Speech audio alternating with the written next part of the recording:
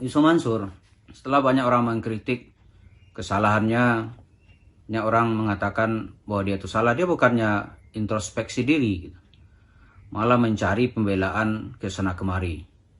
Dan yang terakhir yang disasar oleh Yusuf Mansur adalah mengajak kiai-kiai atau tokoh-tokoh yang mengaku simpul-simpul massa untuk mencari aktor intelektual.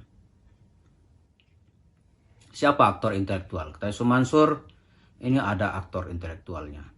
Kita nggak tahu apakah para kiai ini juga mengerti hakikat perbuatan Yusuf Mansur. Kalau dia mengerti, mestinya dia tidak mau membela sebuah kesalahan. Kalau mengerti lantas dia membela, gitu, kita malah curiga ini ada apa ini, gitu.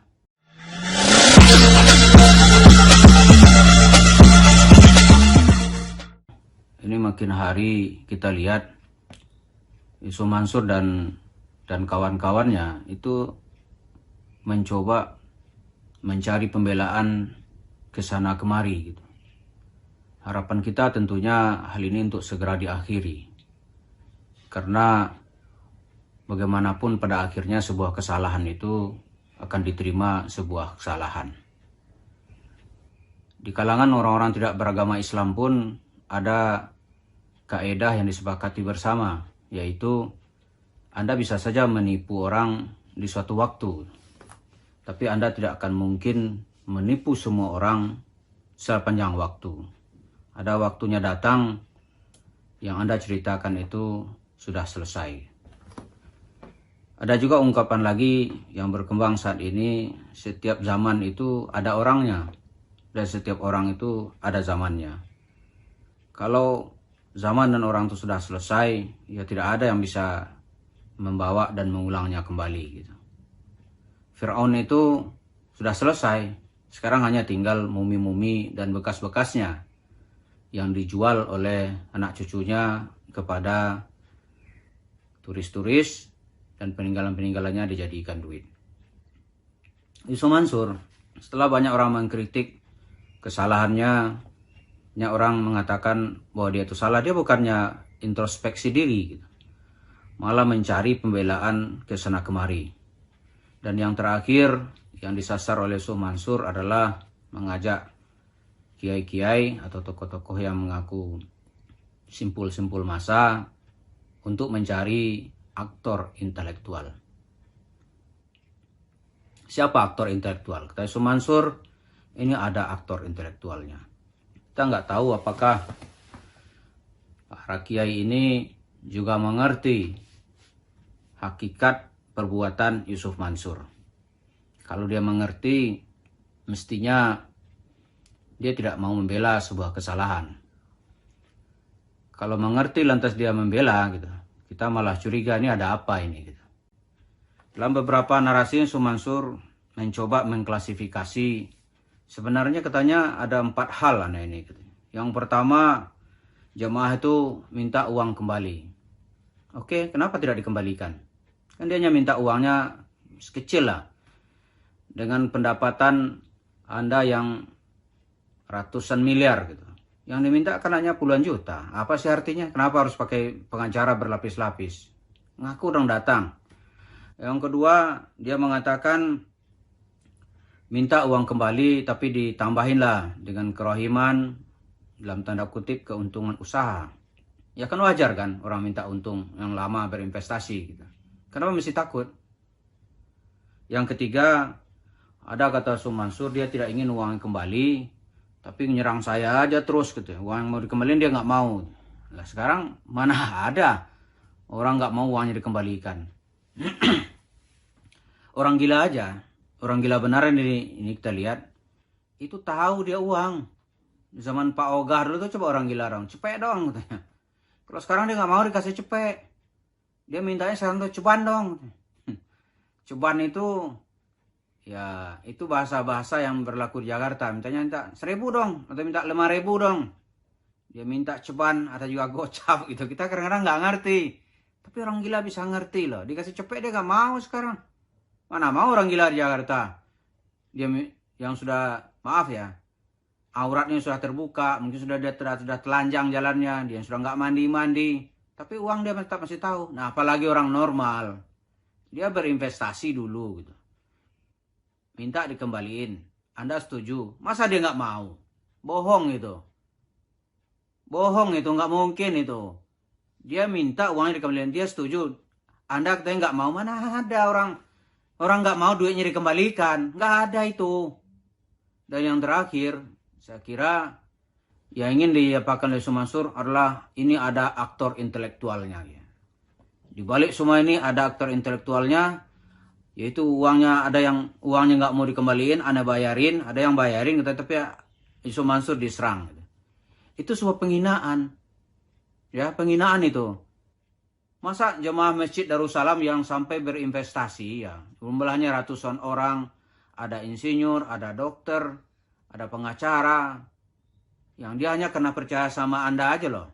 Dia bilang ini ustadz, nih mudah-mudahan ini benar. Itu aja dia nggak pakai seorang pengacara, satunya apa, dia nggak cek dulu saat itu. Kita satu kan percaya aja ustadz. Gitu. Ya, dikeluarkanlah duit.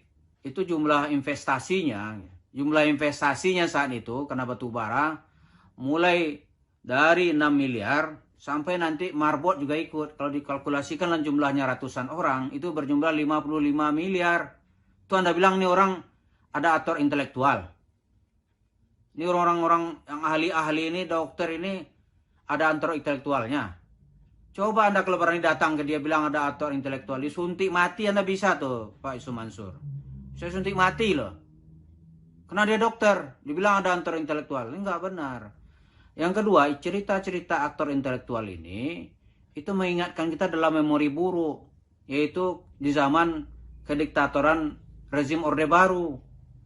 Nah, mestinya Yusuf Mansur hidup di zaman itu. Jadi kalau hidup di zaman itu cocok gitu. Lalu sekarang memori buruk orang langsung datang. Ini apa ini? Antek Orde Baru maksudnya gitu. Atau berperilaku penindas seperti Orde Baru. Kan itu ingatan orang langsung. Jadi kalau menurut saya ya, kita ini, kalau Yusuf Mansur benar-benar ya berpikirnya bagus gitu. Kan yang pertama, ngapain Anda menyerang-nyerang orang Bali? Ada aktor intelektual, ada itu menghina investor sebanyak-banyaknya.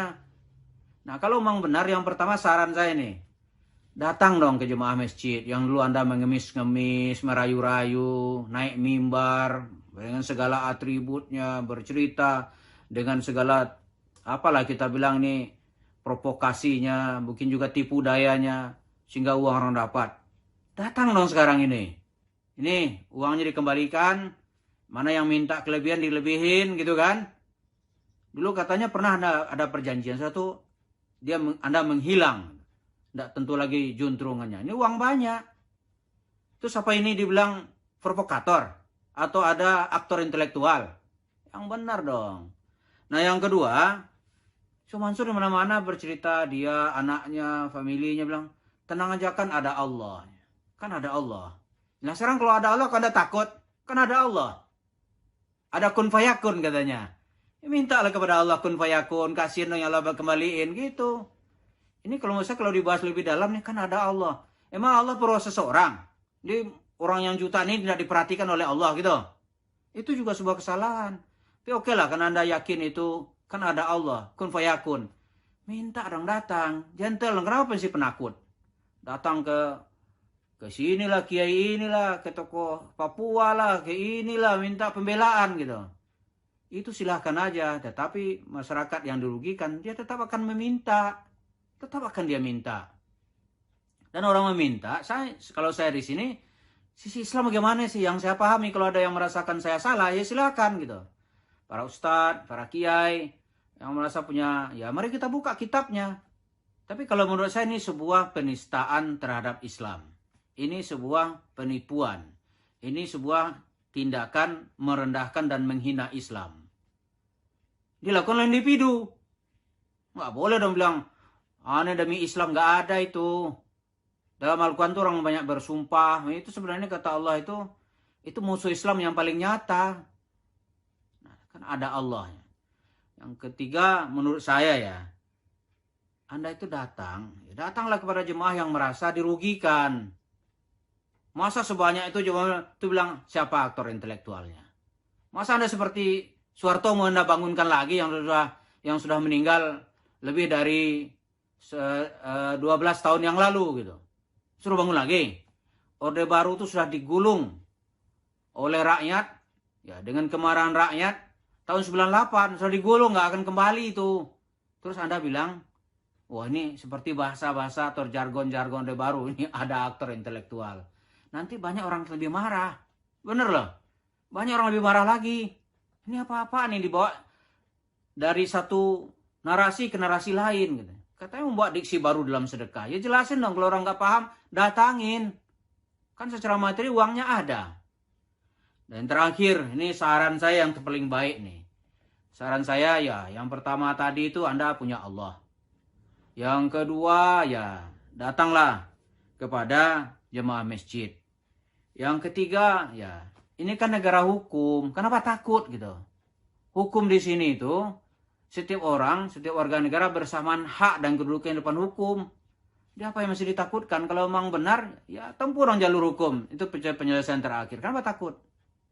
Dan yang terakhir ini, kan Pak Yusuf Mansur terus-terusan bilang sangat dekat dengan Habib Rizik. Saya akan cium dia Habib Rizik. Saya akan datangi dia di Polda. Ya sekarang datangin dong. Bib, ini aneh banyak difitnah orang nih. Datang dong. Katanya buku, dulu ada buku, dibilang oleh Habib Rizik ini bohong nih orang yang menulisnya itu obong gitu. Nah sekarang datang lagi dong, buat foto, wawancara lagi bertemu Habib Rizik, ya minta tolong Bib, ini aneh diserang oleh orang-orang yang nggak jelas ini, gitu aja. Coba ceritain, share di medsos gitu. Begitu saya kira saran-saran yang baik. Jadi jangan cerita sedikit-sedikit aktor intelektual. Ini ada aktor intelektualnya. Maksudnya apa? Saya menggunakan dalil agama tuh saya juga di apa aktor intelektual gitu. Kalau Anda berani ya enggak usah pakai cerita aktor intelektual datang ke Masjid Darussalam Cibubur. Berani nggak? Itu aja berani nggak? Itu baru satu masjid loh. Kalau saya sebut berulang-ulang nih susah saya menyebutnya. Jadi janganlah kita melemparkan tuduhan, sebenarnya kita yang melempar tuduhan, membuat fitnah, nanti orang menjelaskan dituduh orang menyebarkan fitnah, bergibah, dan segala macam gitu. Marilah kita dudukkan masalah ini pada tempat yang sebenarnya. Terima kasih. Assalamualaikum warahmatullahi wabarakatuh.